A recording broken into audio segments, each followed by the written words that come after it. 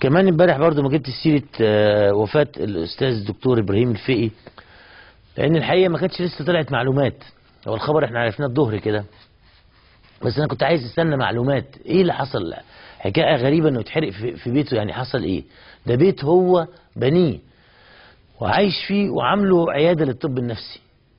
ايه اللي حصل؟ برضه ما عرفناش تفاصيل كتير عن اللي حصلت، لكن بيقولوا ماس كهربائي، بيقولوا دفايات، هو غاوي دفايات بيحطها في البيت. هو كان قاعد موجود هو وشقيقته ومربيه في البيت.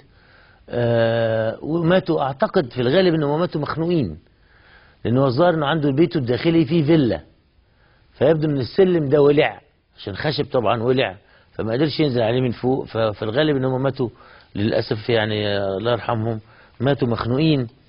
ودي خنقه صعبه جدا. ابراهيم الفقي من مواليد 5 اغسطس 1950، وهو رئيس مجلس اداره المعهد الكندي للبرمجه اللغويه، ومؤسس ورئيس مجلس اداره مجموعه شركات ابراهيم الفقي العالميه.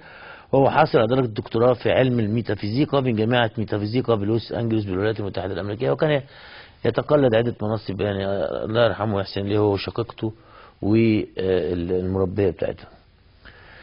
تعالوا بقى نسمع اخبار النهارده ونرجع تاني.